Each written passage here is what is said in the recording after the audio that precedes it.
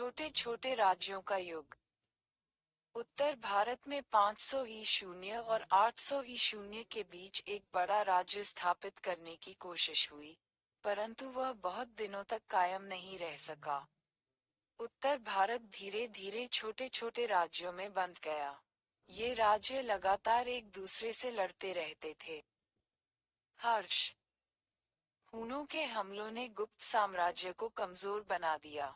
उनके पतन के करीब 100 साल बाद 7वीं शताब्दी में एक नए राज्य का उदय हुआ। दिल्ली के उत्तर में कुरुक्षेत्र के समीप थानेश्वर नाम का एक छोटा शहर है। आजकल इसका महत्व नहीं है, परंतु एक जमाना था जब यहाँ एक राजा का निवास स्थान था। ईसा की 7वीं सदी में यहाँ थानेश्वर राज्य की राजधानी थी। यहीं पर हर्षवर्धन का जन्म हुआ था। हर्षवर्धन को प्रायः हर्ष कहा जाता, वह अभी छोटा ही था कि 606 ई शून्य में उसके भाई की मृत्यु हो गई और उसे राजा बना दिया गया। परंतु आगे जाकर वह शक्तिशाली राजा हुआ और उसने उत्तर भारत में गुप्तों की भांति एक बड़ा राज्य बनाने का प्रयास किया। बाणभट्ट ने हर्ष की जीवनी लिखी है। वह हर्ष का एक दरबारी कवि था। एक अन्य चीनी बौद्ध यात्री युवान चांग हर्ष के शासनकाल में भारत आया था। उसने अपनी भारत यात्रा का वृतांत लिखा है। हर्ष अपनी राजधानी स्थानेश्वर से हटाकर कन्नौज ले गया, क्योंकि कन्नौज उसके राज्य के अधिक बीच में स्थित था। वह एक लंबे अभियान पर निकला और उसने उत्तर भारत के अनेक भागों को जीत लिया। इनमें पंजाब, पूर्वी राजस्थान और असम तक गंगा की घाटी का प्रदेश शामिल था। परंतु जब उसने दक्कन के राज्यों पर चढ़ाई करनी चाही तो उसे पुलकेशिन द्वितीय ने रोक दिया। पुलकेशिन द्वितीय चालुक्य वंश का राजा था और उसकी राजधानी उत्तरी कर्नाटक में वातापी या बादामी में थी। हर्ष का राज्य गुप्तों की तरह का था। उसने जिन राजाओं पर विजय प्राप्त की थी वे उसे राज कर देते थे और जब वह युद्ध करता तो उसकी मदद के लिए सैनिक भेजते थे। उन्होंने हर्ष का आधिपत्य तो स्वीकार कर लिया था, परंतु वे अपने अपने राज्यों के शासक बने रहे और स्थानीय मामलों में स्वयं ही निर्णय लेते थे। हर्ष को बौद्ध धर्म से लगाव था और शायद जीवन के अंतिम सालों में वह बौद्ध भी बन गया था। परंतु दूसरे धर्मों को भी उसका आश्रय मिलता रहा। चीनी यात्री युवान चांग से मिलने के लिए वह बड़ा उत्सुक था। युवान चांग लिखता है कि हर्ष से उसकी लंबी बातचीत हुई थी और उसने उस समय के ग्रंथों का अच्छा अध्ययन किया था। हर्ष ने संस्कृत में 3 नाटकों की रचना की है।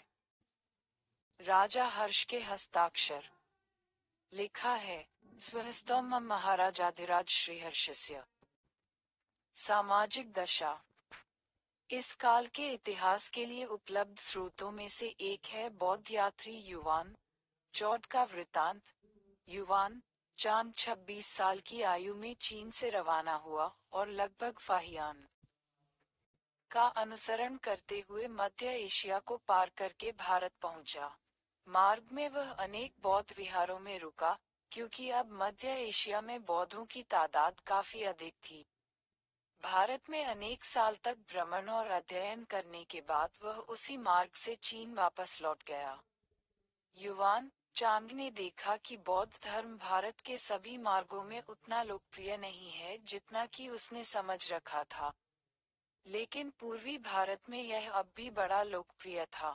उसने कुछ साल पटना के पास के नालंदा महाविहार में गुजारे। नालंदा उस समय देश का एक प्रमुख विश्वविद्यालय था और एशिया के विभिन्न देशों से विद्यार्थी यहाँ अध्ययन करने आते थे।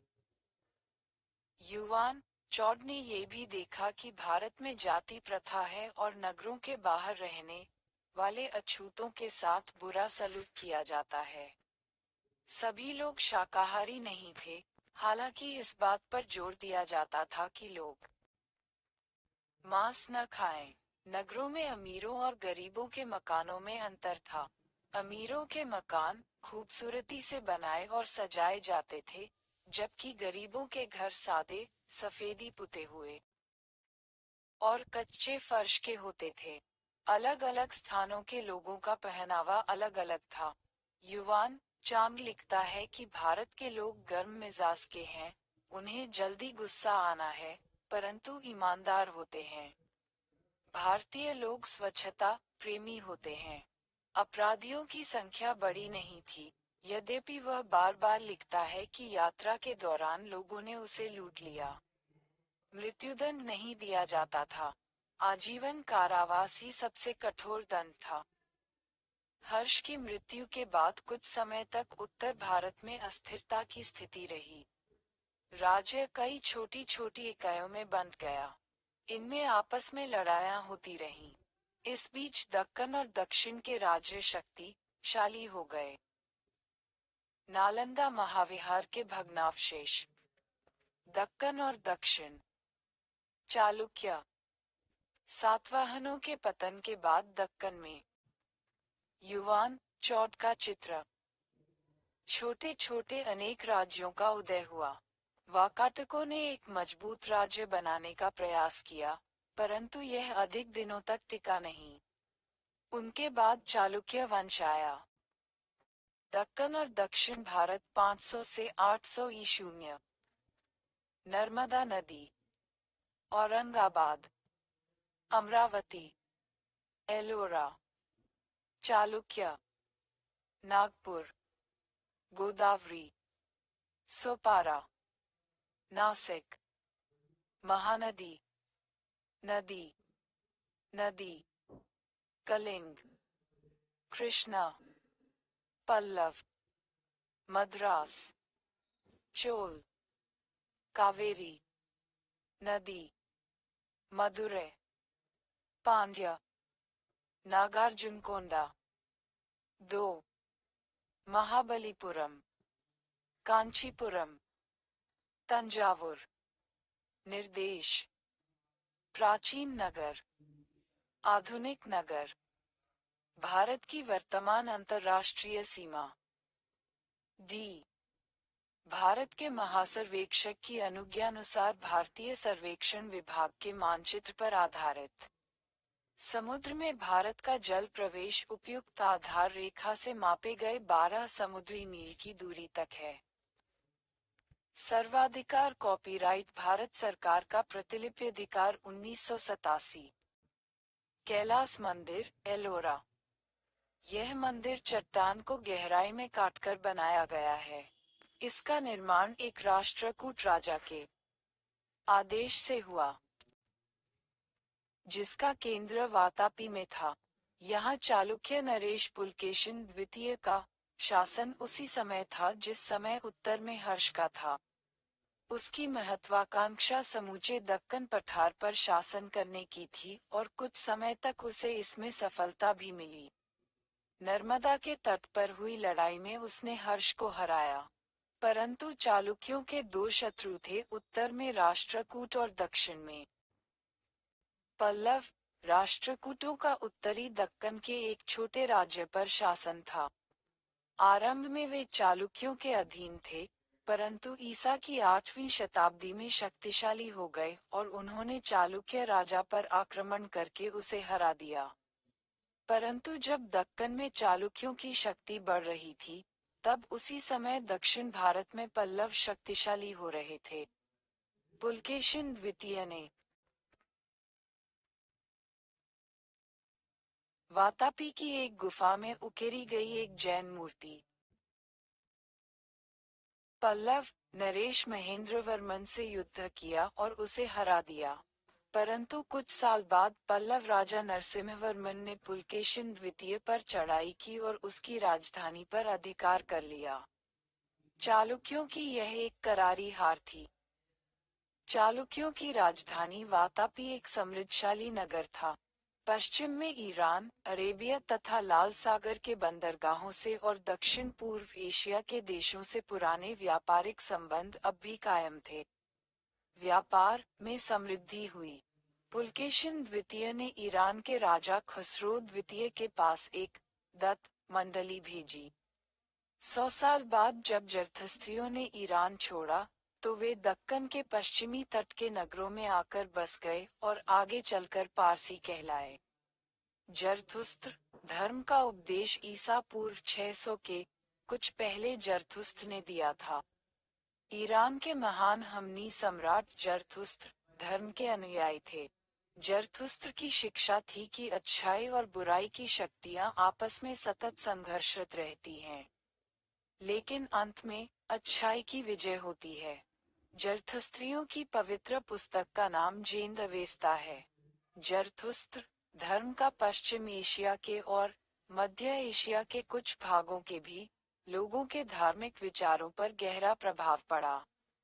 इस्लाम के आगमन तक ये ईरान का प्रमुख धर्म रहा।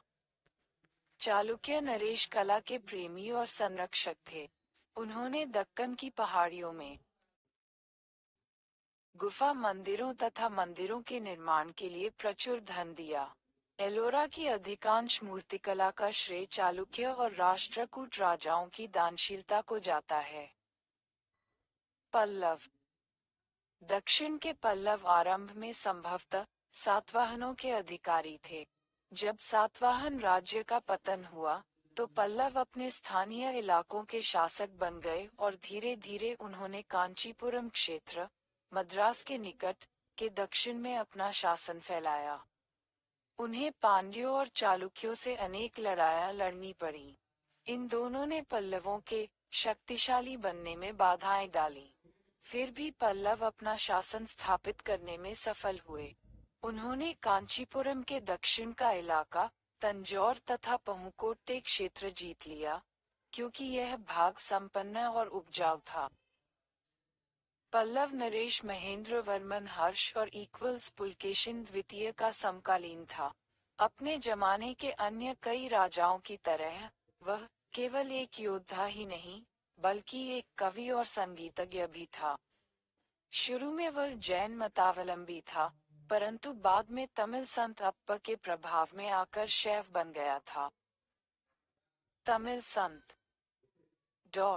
इस काल में दक्षिण भारत में एक ऐसा जन समुदाय था जिसका विश्वास था कि महाबलीपुरम के रथ मंदिरों का दृश्य। महाबलीपुरम के ये और अन्य अनेक मंदिर चट्टानों को काटकर बनाए गए हैं।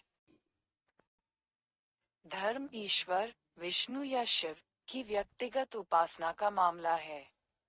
यह विचारधारा भक्ति कहलाई। इसमें कई जातियों के लोग शामिल थे। बहुत से तो कारीगर और किसान थे। वे जगह जगह घूमते हुए विष्णु या शिव की स्तुति में गीत गाते थे।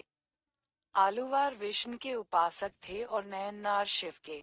बीच बीच में वे कांचीपुरम में एकत्र होते थे और वहां उत्सवों के अवसर पर गीत भजन गाते थे। ये गीत जन साधारण की तमिल भाषा में लिखे गए। वैदिक धार्मिक ग्रंथ संस्कृत में थे।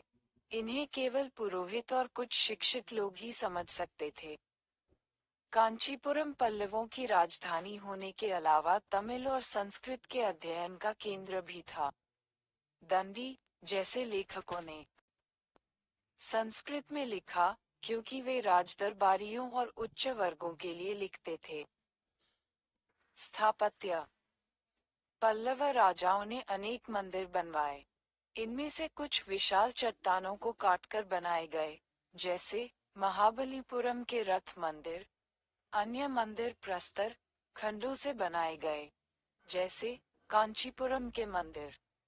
मंदिर के एक सिरे पर एक कक्ष में मूर्ति रखी जाती थी और इस कक्ष की छत पर एक ऊंचा शिखर बनाया जाता था। बाद की शताब्दियों में ये शिखर अधिकाधिक ऊंचे होते गए। यदि आज तुम तमिलनाडु की यात्रा करो, तो सबसे पहले क्षितिज पर गांवों के ये मंदिर शिखर ही तुम्हें दिखाई देंगे। महाबलीपुरम का तटवर्ती मंदिर। ये मंदिर लोगों के जमाव के स्थान बन गए। शाम के समय ग्रामवासी मंदिर के प्रांगण में आकर बैठते और एक दूसरे को खबरें सुनाते या ग्राम कल्याण से संबंधित मामलों पर विचार विमर्श करते, जैसे करों तथा खेतों की सिंचाई के मामलों पर। यहीं पर पुजारी बच्चों को पढ़ाते थे, और दिन के समय प्रांगण का उपयोग पाठशाला के रूप में होता था। उत्सवों के अवसर पर गांव में मेले लगते और मंदिर के प्रांगण में नृत्यों और नाटकों का आयोजन होता। इस प्रकार अनेक बड़े धार्मिक भवनों की तरह मंदिर का उपयोग एक सामाजिक और राजनीतिक केंद्र के रूप में होता था। ये मंदिर बड़े धनी होते थे। इनकी अपनी जमीन होती थी जिससे आमदनी होती थी। इस तरह प्राप्त हुए धन को व्यापार में भी लगाया जाता था। पुजारियों के अलावा मंदिर के सांसारिक हितों की सुरक्षा के लिए एक प्रबंध समिति की भी आवश्यकता थी। कांचीपुरम के कैलासनाथ मंदिर का दृश्य।